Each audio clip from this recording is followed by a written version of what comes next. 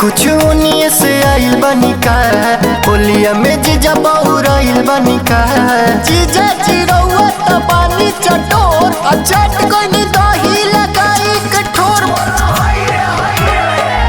कुछ उन्हीं से आइल बनी का होलिया में जीजा बहुराइल बनी का रंग देनी हमर घंघरी सौसे बदन गइल सिहरी हाल बेहाल हो जाई जीजा जानी जदी दीदी तो बवाल हो जाई जीजा जानी जदी दीदी तो बवाल हो जाई जीजा जानी जदी दीदी तो बवाल हो जाई जीजा जानी जदी दीदी तो बवाल हो जाई।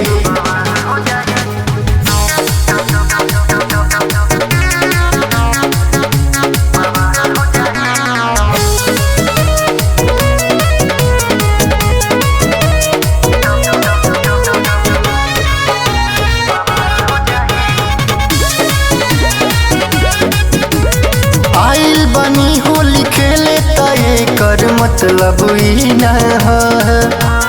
चोख भी चोकारी से रंग देनी दहिया ई सब ठीक न है लाल लाल गलिया पलैनी अभी अटाल देनी रंग की दुखाए लगो सिर आइल बनी होली खेले तय कर मतलब ई न है चोख भी चुकारी से रंग देनी दहिया ई सब ठीक न मिस देनी गलिया हर के रह गए जियारा कोहर के कुछ सवाल हो जाई जीजा जानी जदी दीदी तो बवाल हो जाई जीजा जानी जदी दीदी तो बवाल हो जाई जीजा जानी जदी दीदी तो बवाल हो जाई जीजा जानी जदी दीदी तो बवाल हो जाई।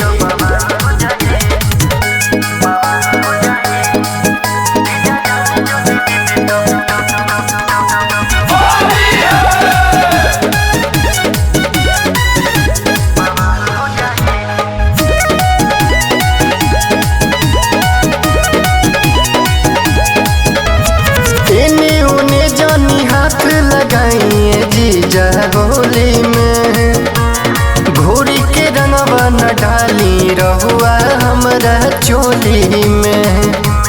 छोट छोट चीजवा पर डाली न चोट अजन तनी बटे रहू नियत में खोट एने ओने जानी हाथ लगाइए जीजा होली में घोड़ी के रंगवा न डाली रहुआ हमरा चोली में राजेश जी अपना सताई